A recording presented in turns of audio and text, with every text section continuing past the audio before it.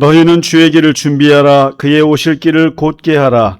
모든 골짜기가 메워지고 모든 산과 작은 산이 낮아지고 굽은 것이 곧아지고 험한 길이 평탄하여질 것이요 모든 육체가 하나님의 구원하심을 보리라 함과 같으니라.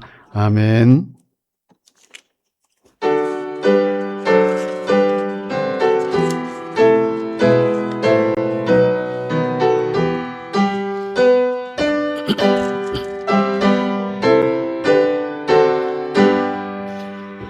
전능왕 오셔서 주 이름 찬송케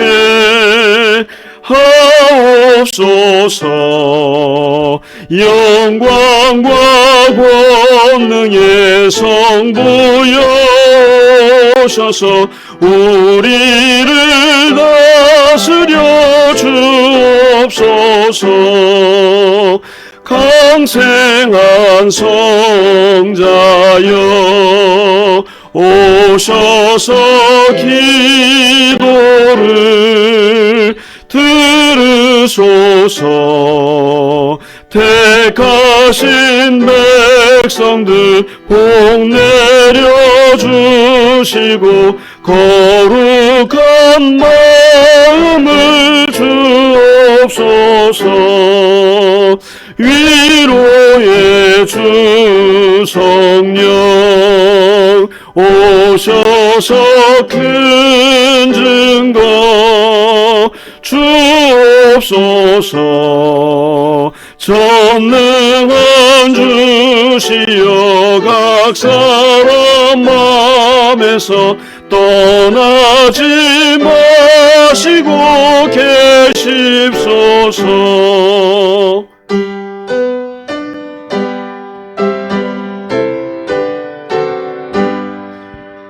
성삼위일체께 한없는 찬송을 드립니다. 존귀한 주님을 영광 중배옵고 영원히 모시게 하옵소서. 아멘. 사도신경으로 우리의 신앙을 고백합니다. 나는 전능하신 아버지 하나님 천지의 창조주를 믿습니다. 나는 그의 유일하신 아들 우리 주 예수 그리스도를 믿습니다.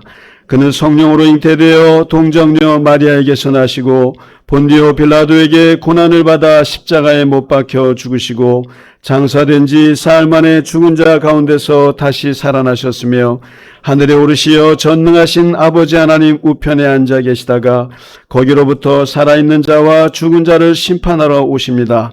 나는 성령을 믿으며 거룩한 공교회와 성도의 교제와 죄를 용서받는 것과 몸의 부활과 영생을 믿습니다. 아멘. 오늘의 교독문 시편 67편입니다. 하나님은 우리에게 은혜를 베푸시고 복을 주시고 그의 얼굴 빛을 우리에게 비추사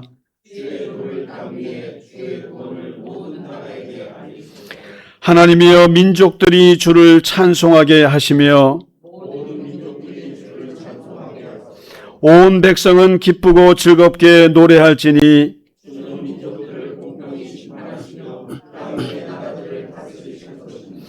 하나님이여 민족들이 주를 찬송하게 하시며 모든 민족으로 주를 찬송하게 하소서.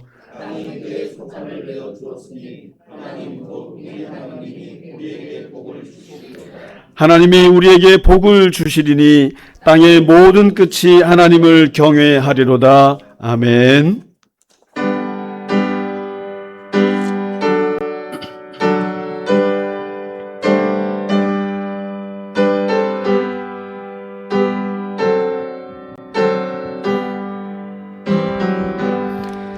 찬양 성부 성자 성령 성삼위일체께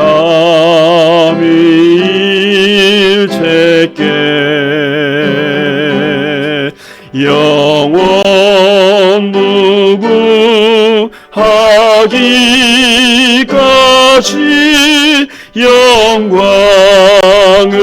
돌리세 영광을 돌리세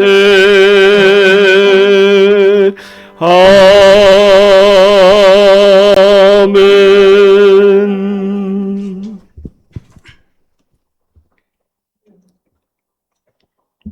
찌는 듯한 무더위 속에서도 우리를 감금케 하시고 살아 숨쉴 수 있는 이 아름다운 아침을 열어주시며 교우들과 함께 기도하고 찬양하고 예배함이 참으로 큰 기쁨이고 귀한 것임을 깨닫게 해주심에 감사드립니다. 아멘. 아버지 하나님, 지금 세계는 전쟁과 테러와 지진과 폭염, 홍수로 말할 수 없는 고통에 시달리며 무고한 시민들이 죽어가고 있습니다. 이 고통받고 소외된 모든 사람들에게 하나님의 위로와 평강이 함께 하기를 기도드립니다. 모든 재난과 위험으로부터 이 나라를 보호하여 주시옵소서.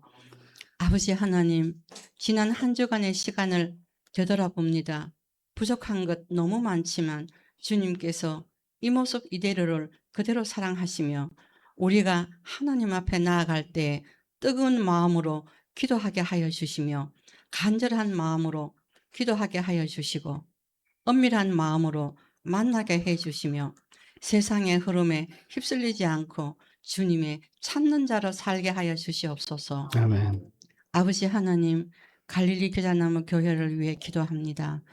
연약하고 보잘것없는 이 교회를 주님께서 사랑으로 택하셔서 하나님의 나무와 숲이 될 수 있도록 당신의 교회를 축복하여 주시고 하나님의 선한 일을 잘 감당할 수 있는 교회가 되게 하여 주시옵소서. 아멘. 아버지 하나님, 지금 어렵고 힘든 시기를 지나고 있는 우리 교우들을 붙잡아 주시옵소서.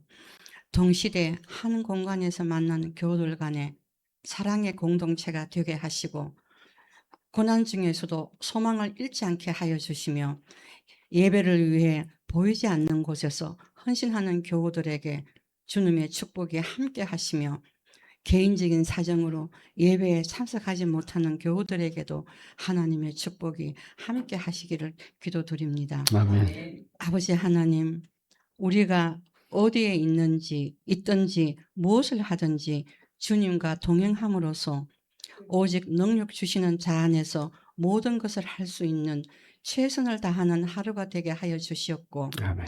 주님의 선하심과 인자하심으로 작은 일에도 기쁨과 감사함을 느낄 수 있는 은혜로운 하루가 되게 하여 주시옵소서. 아멘.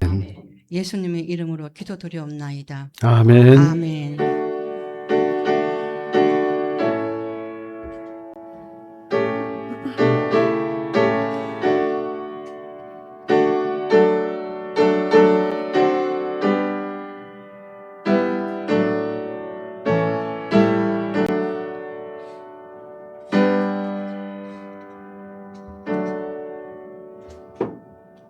아멘.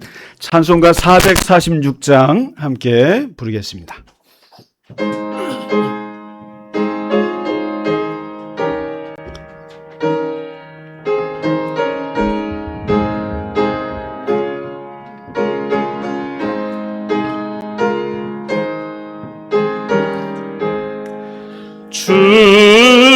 춤송 외에는 참 기쁨 없도다.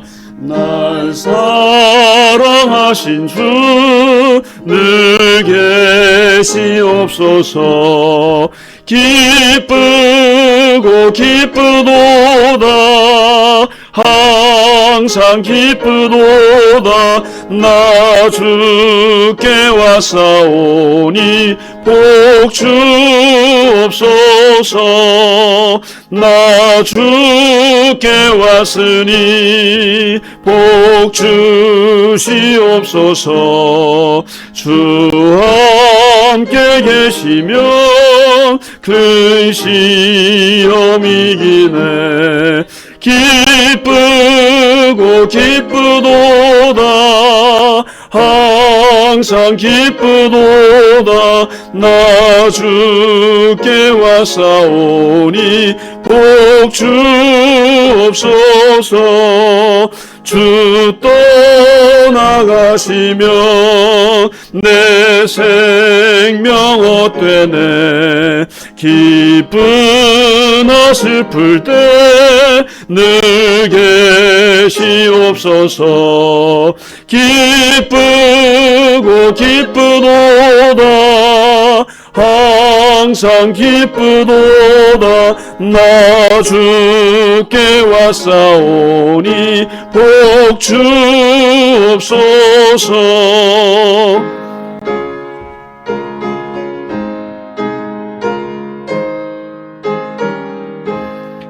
그 귀한 언약을 이루어 주시고 주 명령 따를 때 늘 계시옵소서. 기쁘고 기쁘도다. 항상 기쁘도다. 나 주께 왔사오니 복 주옵소서.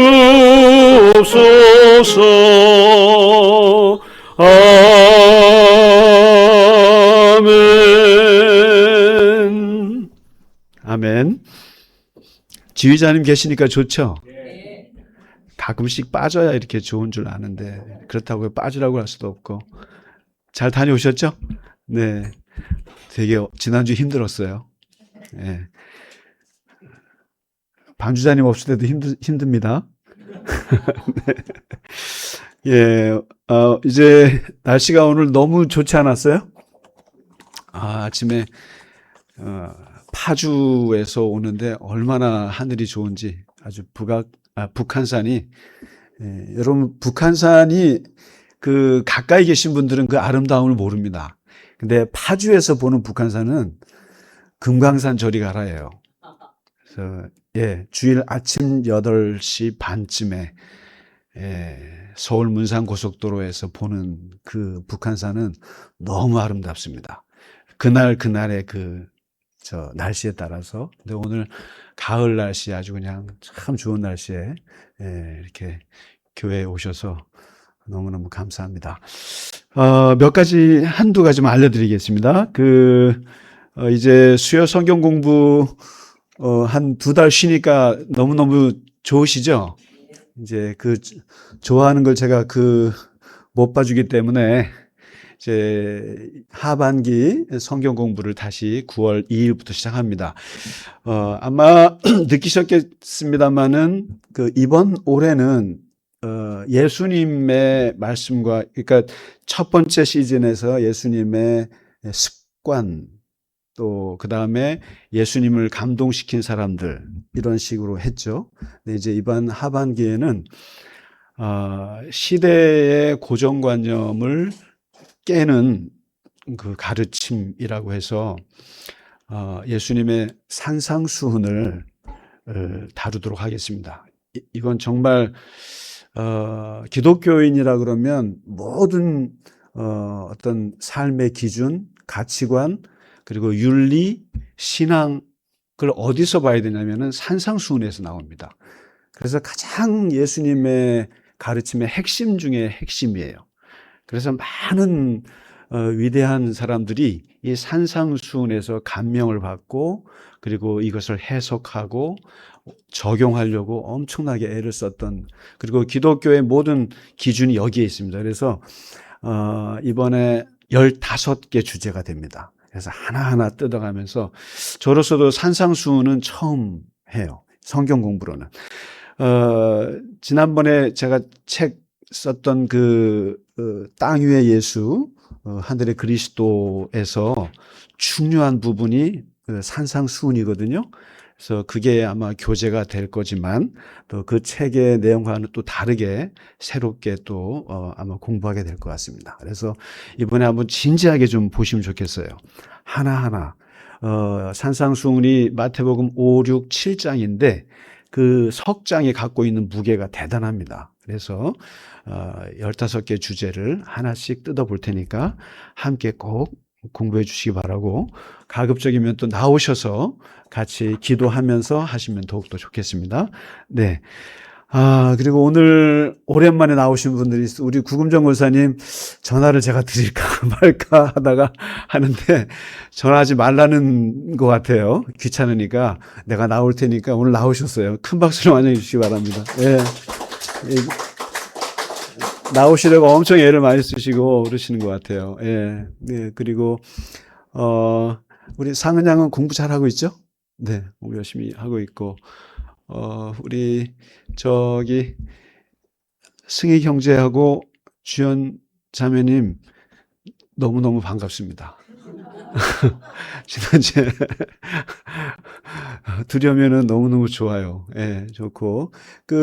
세례 준비는 잘 하고 계시죠? 그냥 세례 준비? 예. 10월 말에 세례를 하겠습니다. 그래서 준비하시고, 가까운 이제 10월 달 좀 한두 주 전에 저랑 만나서 아마 학습이 좀 있을 거예요. 그 전에는 땅 위의 예수, 3부만 좀 읽어보세요. 그냥 쉽게 읽어보시기 바랍니다. 오늘도 어떻게, 김경린 집사님 다음 주에 나오시죠? 네네네. 아유, 보고 싶어, 그냥. 그리고, 네. 김영정 원사님 오늘 어디 가셨어요? 아이고, 병원에 가셨구나. 네네네. 우리 옆에 분들하고 같이 인사하시겠습니다. 예. 예. 주님의 이름으로 사랑합니다. 예. 주의 이름으로 사랑합니다. 축복합니다. 예. 건강하십시오. 네. 건강하시고. 네. 이경원 집사님도 오늘 나오셨네. 지난주. 네네네. 반갑습니다. 반갑습니다. 네. 자, 오늘 준비한 찬양 하나님께 드리겠습니다.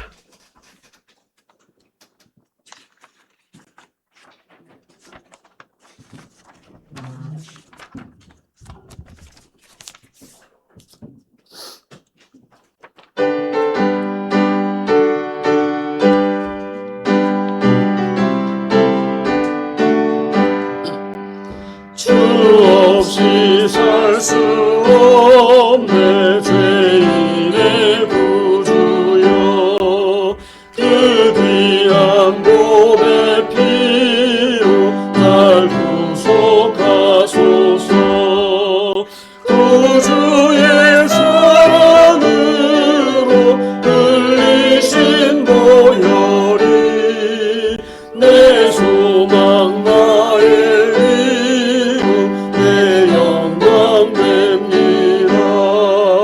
주 없이 살 수 없네 나 혼자 못 서리 힘없고 부족하며 지혜도 없도다 내 주는 나의 생명 또 나의 힘이라 주님을 지혜를 얻으리 주 없이 살 수 없네 내 주는 아신다 내 영의 깊은 간구 마음의 소원을 주밖에 나의 마음 네 알아주리요 내 마음 위로하사 평온케 하시네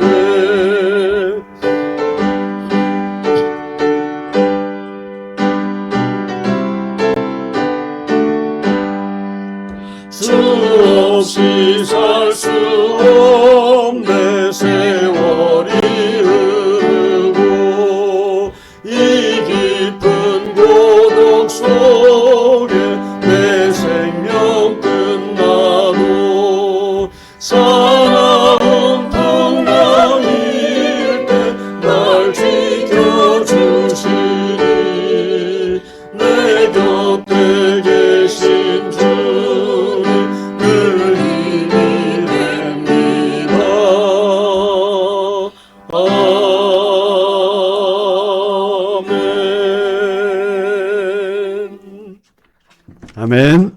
아멘. 감사합니다. 네.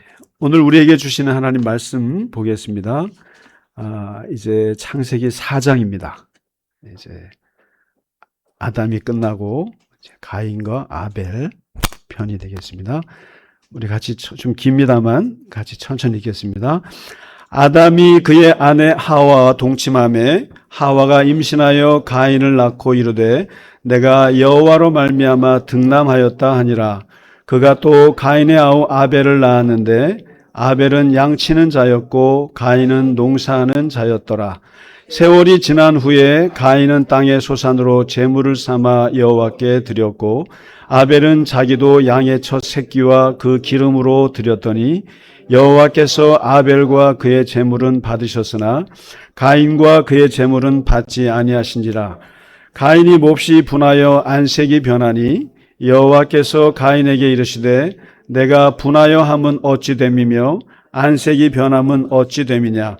내가 선을 행하면 어찌 낯을 들지 못하겠느냐. 선을 행하지 아니하면 죄가 문에 엎드려 있느니라.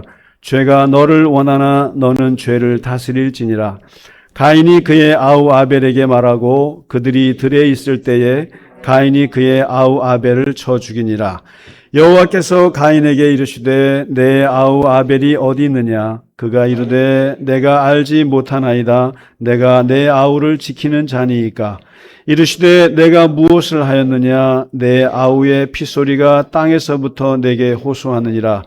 땅이 그 입을 벌려 내 손에서부터 내 아우의 피를 받았은즉 내가 땅에서 저주를 받으리니 내가 밭을 갈아도 땅이 다시는 그 효력을 내게 주지 아니할 것이요 너는 땅에서 피하며 유리하는 자가 되리라. 가인이 여호와께 아뢰되 내 죄벌이 지기가 너무 무거우니이다. 주께서 오늘 이 지면에서 나를 쫓아내시온즉 내가 주의 낯을 배웁지 못하리니 내가 땅에서 피하며 유리하는 자가 될지라. 물은 나를 만나는 자마다 나를 죽이겠나이다. 여호와께서 그에게 이르시되 그렇지 아니하다. 가인을 죽이는 자는 벌을 7배나 받으리라 하시고 가인에게 표를 주사 그를 만나는 모든 사람에게서 죽임을 면하게 하시니라. 아멘. 우리가 창세기를 보고 있는데 창세기 1장에서 천지 창조, 그리고 1장과 2장에서 인간 창조.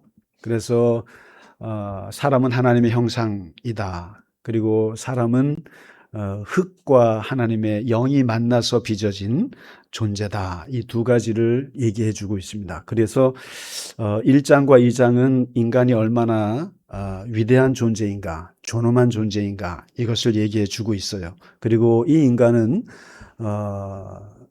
에덴 동산이라고 하는 하나님이 주신 터에서 다른 또 인간과 함께 이렇게 살아가는 존재로 이렇게 잘 그려놨습니다. 그러다가 그 인간이 3장에서 하나님을 떠나는 그런 이제 타락이 시작이 됩니다. 근데 오늘 이제 4장은 이어서 그렇습니다. 우리가 그 인간은 관계적 존재거든요. 관계예요. 항상 관계적인 존재인데 크게 세 가지 관계입니다. 특히 신앙인들은. 아마 신앙이 없는 분들은 두 가지 관계만 하면 됩니다. 첫째가 대인 관계가 있어요. 대인 관계. 그리고 두 번째가 대물 관계가 있어요. 대자연 관계란 얘기입니다. 이 두 가지만 잘하면 잘 살 수 있어요. 대인 관계 잘하고 대물, 쉽게 말해서 내가 하는 일이나 어떤 뭐 컴퓨터를 하는 일이나 또는 어떤 그 자연을 대하는 그 물건을 대하는 이 관계예요.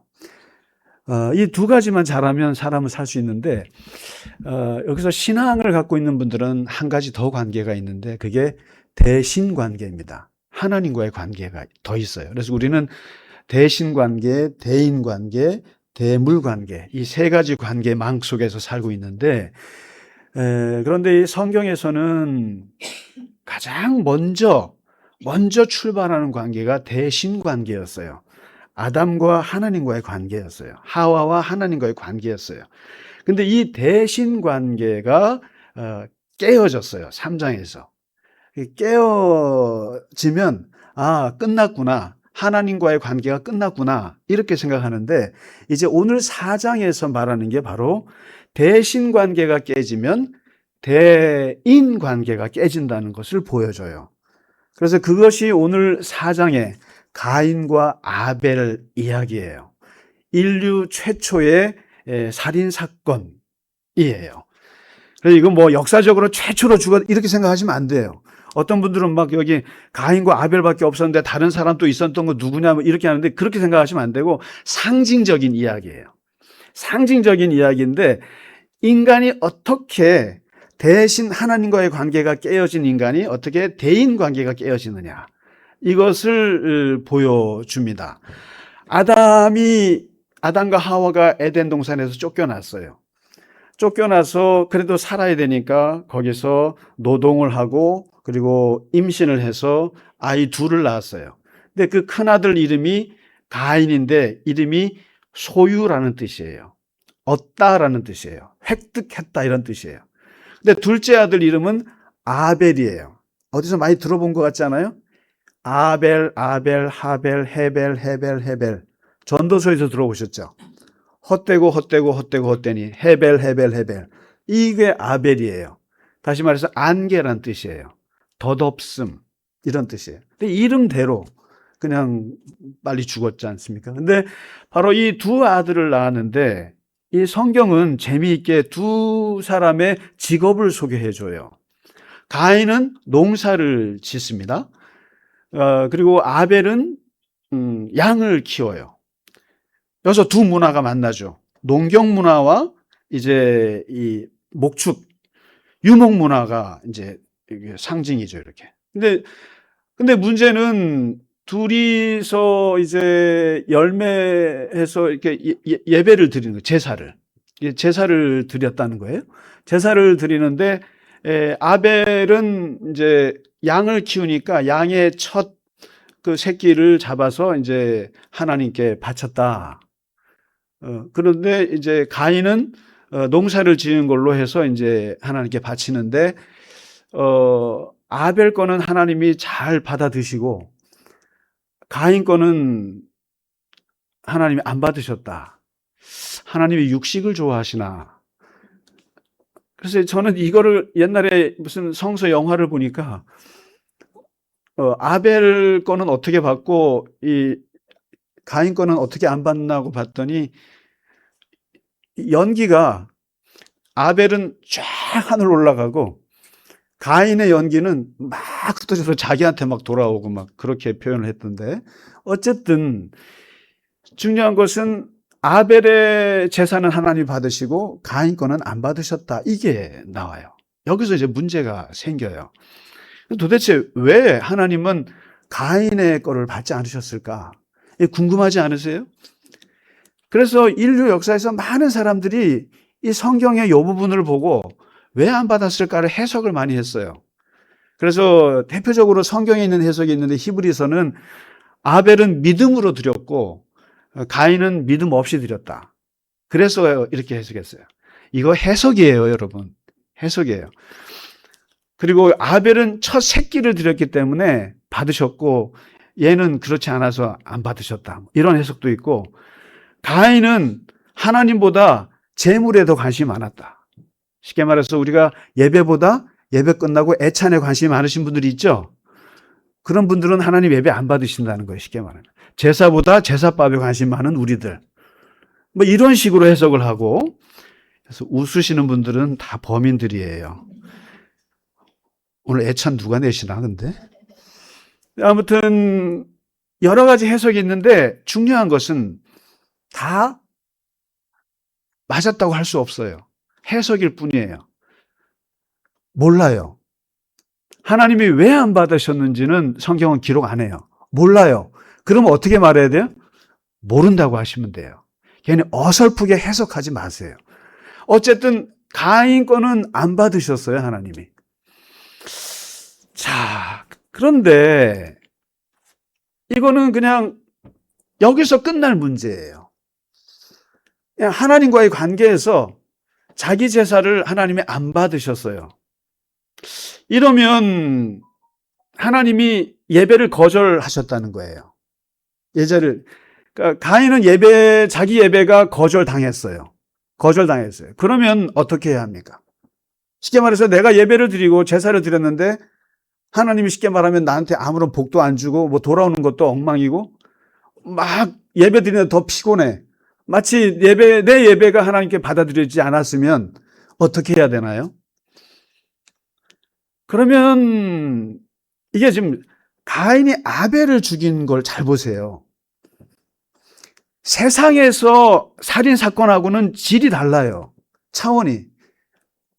우리는 세상에서는 누군가가 뭔가 나에게 잘못을 해서 악감정이 있어서 그런 일이 거의 다반사인데 이 성경에서 말하는 최초의 살인사건은 그게 아니에요. 예배에서 시작이 됐어요. 예배에서. 제사에서. 내 예배를 하나님이 안 받으시네. 그러면 상식적으로 내가 뭘 잘못해서 하나님 예배를 안 받으시나? 내가 뭐 예배 늦게 들어와서 그런가? 아니면 내가 뭐 예배 때 졸아서 그런가? 아니면 뭐 내가 뭐 헌금을 안 해서 안 받으시나? 이런 생각을 하면서 자기의 거절당한 예배에 대해서 생각을 하는 게 상식이에요.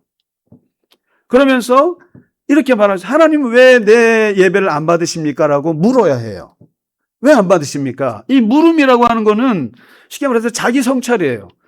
그리고 도대체 묻다 보면 내가 왜 하나님한테 거절당하는지를 알게 되고 그래서 내가 수정할 수 있고 내가 바뀔 수 있는 거죠. 그러니까 예배라고 하는 것은 1대1 관계거든요. 하나님과 나만이 알고 있는 비밀스러운 관계. 그 누구도 끼어들 수가 없어요. 이거는. 그런데 가인은 그 하나님이 예배를 안 받으시는 거에 대해서 이쪽으로 보지는 않고 어디로 보냐면 옆을 봤다는 거예요. 옆을 보니까 아벨은 연기가 쏙쏙 올라가네. 아벨은 그냥 하나님이 예배를 잘 받으시네. 난 왜 연기가 맨날 나한테로 와? 쉽게 말하면 이렇게 그러면서 여기를 본다는 거예요. 여기에서 이제 불행의 시작이 여기서예요. 모든 인류가 모든 인간의 폭력, 인간의 악함, 인간의 범죄가 여기서 와요. 뭐냐면 하나님하고만 해결하면 돼요. 이걸 교육에서는 뭐라 하냐면 절대평가라고 그래요. 절대평가에 나만 문제가 되는 거예요. 나만 고치면 되는 거예요. 그런데 모든 불행은 상대평가에서 이제 출발하는 거예요. 이거를 가장 잘 보여준 게 예수님의 포도원 품꾼 비유예요. 포도원 품꾼 비유를 보시면 기가 막혀요.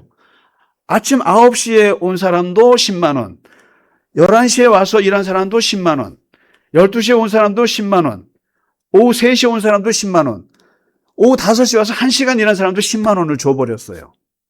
그러니까 여기서 어떻게 해요?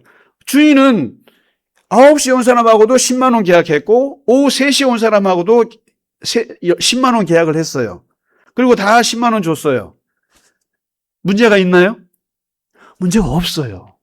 주인과 그 노동자 사이의 계약이에요. 그 계약은 그렇게 하기로 했어요. 9시간 일해도 10만 원, 너는 나랑. 그리고 너는 1시간 10만 이렇게 했단 말이에요. 근데 여기서 불행은 뭐 어디서 옵니까? 9시간 일한 사람이 1시간 일한 사람을 보면서 불행이 시작되는 거예요. 왜 쟤는 1시간 일했는데 왜 쟤도 10만 원이고 나는 9시간 일했는데 10만 원 주냐. 공평하냐 이렇게 따진단 말이에요. 근데 바로 여기서 가인이 보지 말아야 될 것이 바로 아벨이었어요.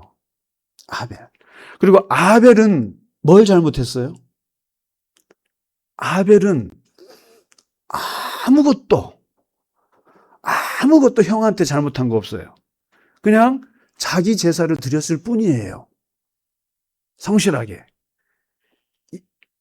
이렇게 오늘 4장에서 지금 보여주고 있는 것이 바로 이 땅의 현실은 우리가 사는 이 세상은 어떤 세상인가?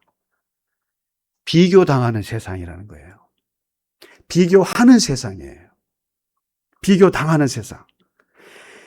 모든 불행이 어디서 오느냐? 이 땅에 사는 사람들은 비교에서 와요. 보세요. 내가 전교 2등을 해요. 전교 2등을 하는데 행복해요? 불행할까요? 나 같으면 너무너무 행복할 것 같은데. 근데 1등 때문에 힘들어요. 그러면 1등은 무슨 죄를 지었어요? 2등한테? 어떻게, 상훈이 무슨 죄 졌어요? 전교 1등 한다는데. 근데 이 1등한 친구는 제가 공부해서 1등한 죄밖에 없어요. 자, 그럼 이게 비교라고 하는 거, 이게 참 좋은 거예요, 사실은. 이 비교 당하는 것, 비교하는 것, 이거 참 좋은 건데, 좋을 때와 나쁠 때가 있어요. 그러니까 수위를 잘 조절해야 되는 거예요, 비교라고 하는 것이. 비교는, 학문에서도 비교 방법론이라는 게 있어요. 비교는 자기를 성찰하는데 아주 좋은 게 비교예요. 다른 나라하고 비교해봐요. 다른 사람하고 비교해봐요. 그리고 다른 기업이랑 비교해봐요. 그리고 모든 걸 비교해봐요. 왜 비교해요? 나를 알기 위해서 비교하는 거예요. 내가 객관적으로 어떤 위치에 있느냐를 알기 위해서 비교하는 거예요. 자기 성찰이에요. 그 다음에 조금 더 요것도 괜찮아요. 부러워하는 것도 괜찮아요. 야, 쟤가 나보다 더 잘났네? 더 잘하네? 부럽네. 부러움이라는 것은 그 다음에 뭘 낳나요? 아, 내가 배워야겠다. 저 사람한테 배워야겠다. 그래서 가난한 나라 사람들은 선진국 가서 유학 가는 거예요. 그리고 조그만 기업은 큰 기업 가서 벤치마킹 하는 거예요. 부러워요. 우리도 그렇게 되고 싶어서. 그렇게 해서 배우고 모방하고 따라가고 싶어 해요. 아주 좋은 거예요. 그런데 절대로 하지 말아야 될 비교가 오늘 가인에게서 나타나요. 그게 바로 질투예요. 질투. 이 젤러시라는 게 질투가 발동이 되면 이건 부러움하고는 달라요. 질투가 발동이 되면서 그 다음에 이 질투는 꼭 어디로 가냐면은 분노로 가요. 오늘 보세요. 본문에. 질투가 분노로 갑니다. 그래서 제가 그랬잖아요. 7가지 기독교에서 말하는 7가지 죽음에 이르는 죄. 그 죄 중에 제일 상위에 있는 1, 2, 3이 뭔지 아시죠? 교만, 분노, 질투예요. 교만, 분노, 질투. 이 상위 1, 2, 3 이거는 모든 인간에게 있는 것이지만 이거를 다스리지 못하면 다 죽는 게 바로 교만, 분노, 질투예요. 근데 비교가 이게 어디서 오냐면 비교에서 오는 거예요. 아벨이 너무나 제사를 하나님 잘 받으시는데 저걸 보면서 부럽구나. 아, 내가 배워야겠구나. 이렇게 하지 않고 가인은 질투가 발동했어요. 질투가 발동하면 그다음부터는 분노가 오는데 문제는 분노가 무서운 거예요. 그래서 분노 조절 장애가 있다 그러면 꼭 병원에 가서 저걸 해야 돼요. 왜냐하면 질투까지는 그나마 나만 괴롭히는 거예요. 나만 죽는 거예요. 질투 때문에 잠만 못 자는 거예요. 나만. 질투가 있으면 잠을 못 자요. 수면제 먹어야 돼요. 그런데 질투가 분노로 발전하면 왜 무섭냐면 사람을 죽일 수가 있어요. 그래서 오늘 7절에 보세요. 분노가 발생하니까 여기서 누가 개입하냐면 하나님이 개입하세요. 얘 큰일 나겠다. 그런데 하나님이 한마디 조언을 하세요. 죄가 너를 원하는구나. 죄가 너를 원하는구나. 너는 죄를 다스려야 돼. 죄가 너를 원하는구나 라는 말씀하세요. 죄가 네 문 앞에까지 와 있어. 이게 언제 분노 안색이 바뀌었다니까요. 지금 안색이 바뀌면서 아벨 건 받고 그러니까 자기 재산 안 받는 건 문제가 안 돼요. 근데 제 거를 받는 게 문제가 되는 거예요. 많은 사람들이 절대평가로 살아야 되거든요. 하나님이 나를 평가하는 그것만 봐야 되는데 쟤는 신앙생활 너무 잘해. 와, 쟤는 너무나 예배 꼬박꼬박 드려. 쟤는 하나님이 맨날 복 받는 것 같아. 이걸 보기 때문에 여기서 불행이 시작되고 여기서 안색이 바뀌는 거예요. 미치는 거예요, 막 사람들이. 여러분, 교인들은 뭐 질투가 없으세요? 여러분, 신앙에서는 어떤 비교가 없어요? 혹시라도 제가 여러분 중에 누구 한 분을 칭찬하면 여러분 어떻게 해요? 기분 좋으세요? 제가 이재복 권사님 막 칭찬한다고 생각해 보세요. 여러분 기분 좋으세요? 뭐 이런 분들이 다 있어. 기분이 좋다고요? 아유, 참네. 글쎄요, 뭐 경쟁할 대상이 아니라고 생각하시나 보죠? 비교 생각이 없나 보죠? 근데 중요한 것은 지금 이렇게 죄가 너를 원한다. 이 말이 얼마나 무섭습니까? 죄가 지금 인격체가 됐어요. 뱀처럼 이 죄가 너를 원한다니까? 너를 여기서 영어로 보면 it desires to have you. 너를 먹고 싶어 해. 너를 갖고 싶어 해. 막 죄가. 이게 뭘 말하냐면 히브리어로 테슈카. 욕망이에요. 욕망. 죄의 욕망이 너를 막 향하고 있어. 막. 이건 언제 오냐면 분노가 왔을 때 오는 거예요. 이제 판단이 안 서요. 분노 조절이 안 돼. 미치겠어. 이럴 때 죄가 꿈틀거린다니까요. 죄의 욕망이 꿈틀거리는데 이 욕망이 왜 무섭냐면 우리가 3장에서도 다뤘지만 저 선악과를 바라볼 때 저거 참 탐스럽다라고 생각하는 생각까지는 괜찮다니까요. 그런데 이게 욕망이 들어오면 몸이 움직여요. 근데 지금 죄의 욕망이 너를 막 너의 주인이 되려고 해. 이렇게 되니까 이제는 몸이 가만히 있지 못해요. 가인이. 몸이 가만히 있지 못해요. 어떻게 해야 돼요? 어떻게 해서든지 죄를 제거해야 될 것 같아. 그래서 분노가 무서운 거예요. 분노가. 그래서 결국에는 아무 상관이 없는, 아무런 잘못한 것이 없는, 그냥 하나님 앞에 예배만 잘 드렸던 아벨이 누가 됩니까? 가인의 비교 대상이 된 거예요. 분노의 대상이 된 거예요. 왜 하나님하고 풀어야지. 하나님하고 풀어야지. 왜 아무런 죄 없는 가인에게 눈을 돌리냐. 이게 많은 인간들이 갖고 있는 비교의식, 비교에서 오는 질투와 분노, 그 다음부터 이것은 사람을 죽이는 데까지 간 거죠. 그러니까 이 분노는요, 모든 나쁜 행동을 촉발하는 방아쇠예요. 그래서 여러분 화가 난다, 분노한다 그러면 빨리 가라앉혀야 돼요. 빨리 가서 찬물에 머리를 식히든지. 왜냐하면 이건 행동으로 나가요. 어떻게 나갑니까? 8절에 8절인가? 어디로 데리고 나갑니까? 들로 데리고 나가잖아요. 들로. 이 들이라고 하는 것이 뭘 상징하겠습니까? 이게 들. 저거예요. 하나님이 계시지 않을 것 같은 공간을 말해요. 범죄할 수 있는 공간이에요.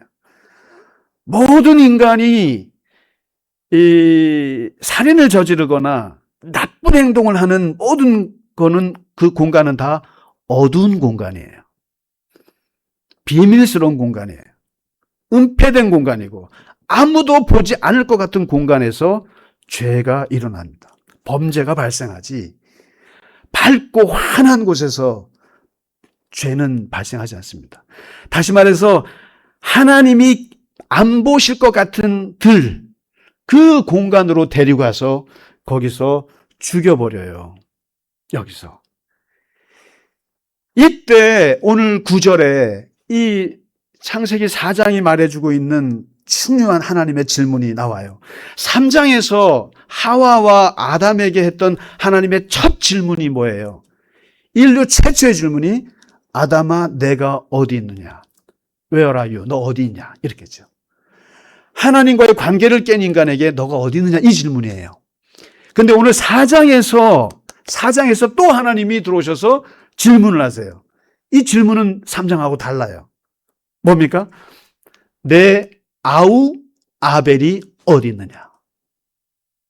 네 아우 아벨이 어디 있느냐? 너의 비교 대상, 아무런 관계없이 너의 경쟁자가 된 그 불쌍한 아우, 너에게 비교가 돼서 죽임을 당한 너의 유일한 이웃, 너의 유일한 타자, 어디 있느냐 도대체? 어디 있느냐?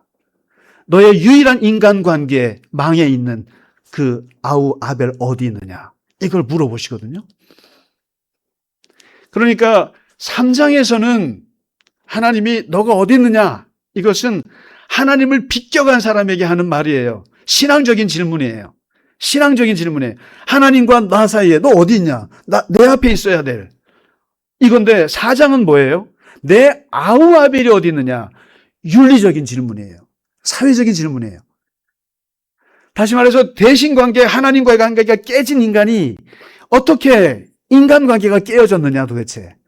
근데 그 인간은 너에게 없어서는 안 될 존재인데 도대체 어디 있느냐. 이때 하나님의 질문도 위대하지만 가인의 대답도 참으로 위대합니다. 9절에 뭐라고 말합니까? 내가 내 아우를 지키는 자입니까? 세상에 이런 질문이, 이런 대답이 어디 있어요? 여기서 벌써 인간은 다른 인간 없이는 못 사는 존재예요.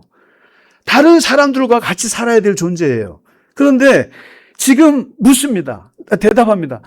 내가 내 이웃을 지키는 자입니까? 내가 내 아우를 지키는 자입니까? 무슨 상관입니까? 그 관계를 끊어버려요. 내가 왜 그 사람을 책임져야 합니까? 이런 뻔뻔스러운 말을 합니다. 여기서 무너지는 거죠, 이게. 그래서 이 본문이요, 이 구절을 가지고 아주 유명한 연설을 해서 대통령이 되신 분이 있어요. 누군지 혹시 아시나요?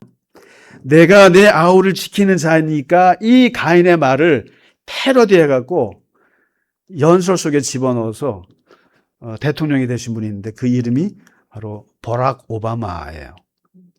2004년도 민주당 전당대회 때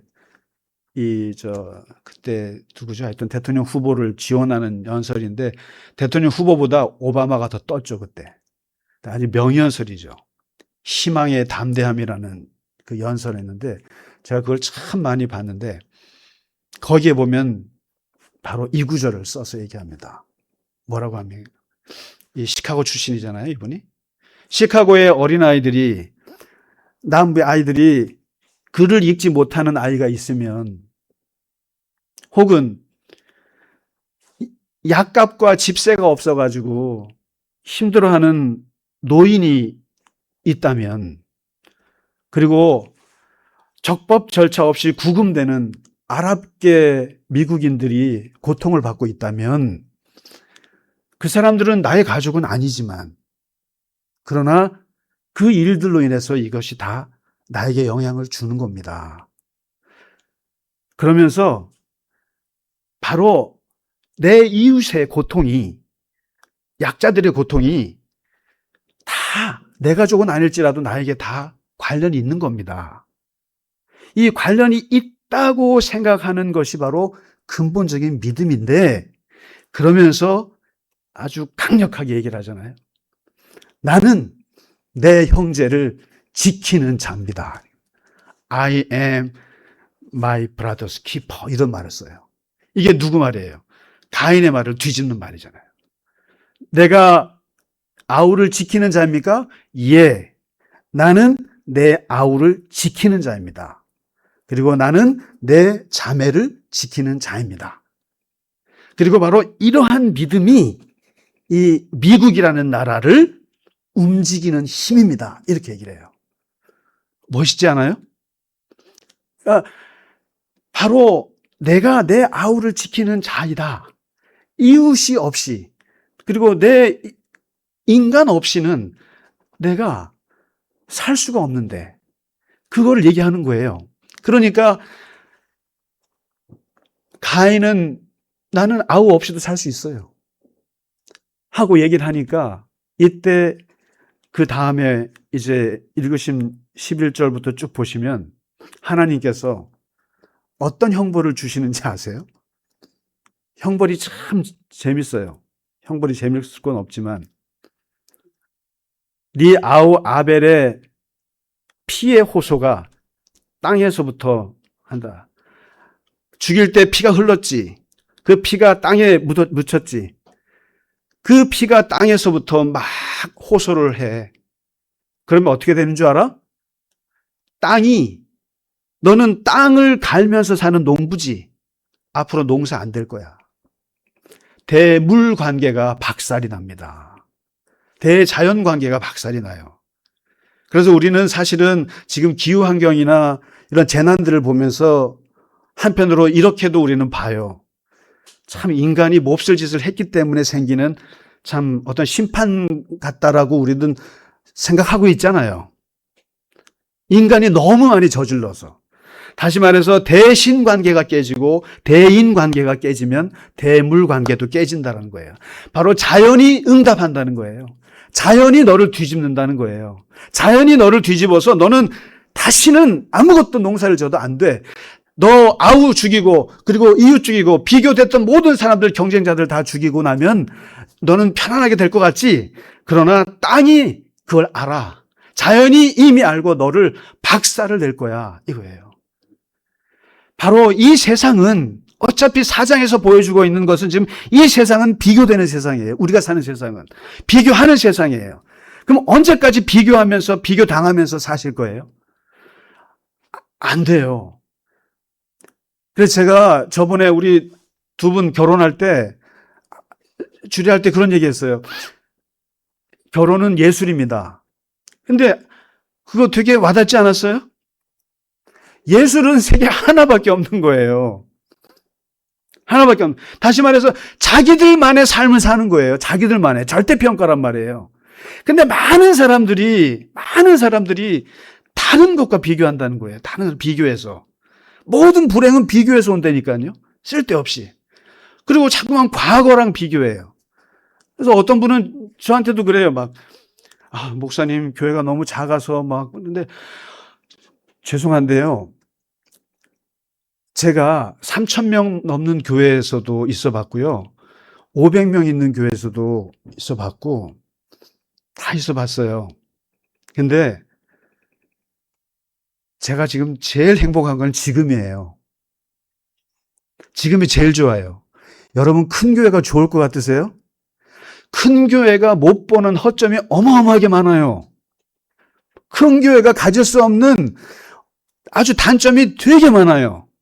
그런데 이 작은 교회가 가지고 있는 강점이 또 엄청나게 많아요. 너무 좋아요. 누가 여러분 담임 목사가 8시간 해갖고 저 울진까지 가는 교회 있어요? 없을걸요 아마. 새벽 3시에 전화해도 전화 받는 담임 목사 있는 교회 있어요? 그리고 목사님 밥 먹읍시다 그러면은 쪼르르 딸려 나가는 담임 목사 있는 데 있어요? 쉽지 않습니다, 여러분 큰 교회에서. 아니 그렇게 생각하면서 살자는 거예요. 그러니까 비교하기 시작하면, 그리고 비교해서 자기 성찰하려면 비교하세요. 그리고 내가 배우고 싶으면 비교하세요. 그러나 당하는 그 대상을 놓고 질투할 거면 아예 끊으세요. 그리고 분노까지 갈 거면 하지 마세요. 다른 사람 사업 비교하지 마세요. 공부할 거 아닌 이상은 그냥 나를 수용해야지. 지금 결국 예배 드리다가 이게 된 거예요. 하나님하고. 그래서 오늘 가인의 이 최초의 살인 사건이지만 이것이 어디로부터 비롯되었는가? 하나님 앞에서 모든 걸 해결할 건 해결해야지. 그걸 다른 사람하고 비교하다가 결국 이 불행에 이르렀다고 하는 이 이야기가 우리에게 주는 교훈이 많습니다. 한번 생각하시면서 늘 주님 안에서 승리하시기 바랍니다. 기뻐하시고 즐거워하시기 바랍니다. 우리 아멘. 우리 찬송하고 마치겠습니다. 우리에게 향하신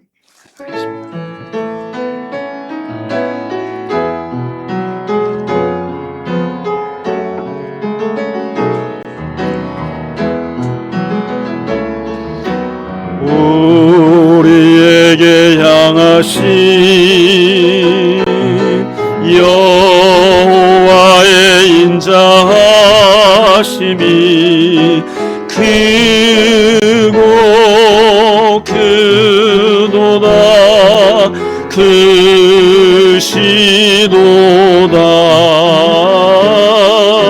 크고 크도다 크시도다 우리에게 향하신 여호와의 진실하심이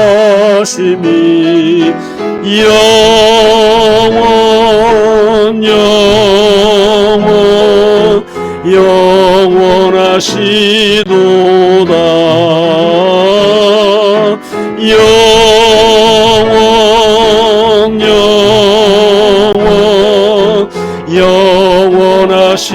영원하시도다 우리에게 향하신 여호와의 인자하심이 크고 크도다 크시도다 크고 크도다 크시도다 다같이 일어나시겠습니다. 우리에게 향하신 여호와의 진실하심이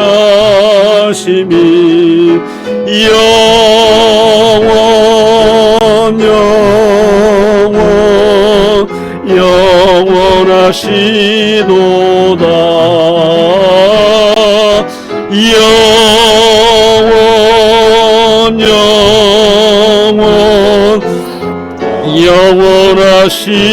영원하시도다. 하나님 아버지, 오늘 가인의 자신의 아우 아벨에 향한 이 살인의 사건을 통해서 하나님 이 땅에서 우리가 살아가면서 얼마나 불필요한 것으로 인해서 참으로 아무것도 아닌 것과 비교함으로 인해서 우리의 삶이 얼마나 불행해질 수 있는가를 깊이 묵상할 수 있게 하여 주심을 감사합니다. 아버지 하나님, 우리의 삶을, 우리의 인생을, 우리의 신앙을 하나님 앞에서 판단받을 수 있게 하여 주시옵소서. 하나님 앞에서 우리의 삶을 바라보고 살아가게 하시고 많은 사람들과 경쟁하며 많은 사람들과 비교하며 불필요하게 우리의 에너지를 낭비하거나 우리의 열정을 낭비하지 않게 하시고 늘 감사하며 하나님 앞에 살아갈 수 있도록 하나님 우리를 이끌어 주시옵소서. 하나님 우리 예배를 받으시고 우리의 삶을 받으시고 우리가 걸어가는 그 길에 항상 동행하여 주셔서 주님 안에서 기쁘게 또 주님께 간절히 바라며 주님을 소망하며 살아가는 우리 모든 갈릴리 겨자나무 교회의 교우들이 되게 하여 주시옵소서. 아버지 하나님, 이 시간 주 앞에 드린 예물 주께서 받으시고 하나님 아버지 복 주시며 하나님 우리의 삶이 늘 주님 안에서 형통하며 주와 동행함으로 기쁨이 될 수 있도록 우리를 이끌어 주시옵소서. 이제는 우리 주 예수 그리스도의 크신 은혜와 하나님 아버지의 지극하신 사랑하심과 성령님의 감화, 감동, 위로와 교통하심이 오늘 주께 예배하고 주와 더불어 세상 가운데서 승리하며 살아가기를 원하는 모든 갈릴리 겨자나무 교회의 교우들과 하나님의 자녀들 머리 위에 이제로부터 영원까지 함께 하시기를 간절히 축원하나이다. 아멘.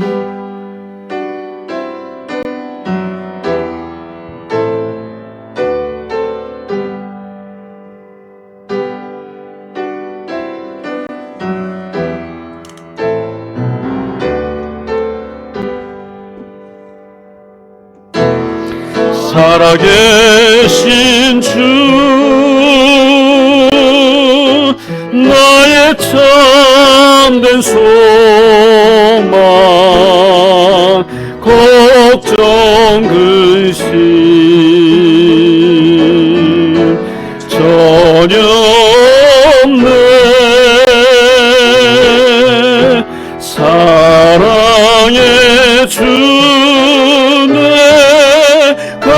길 인도하니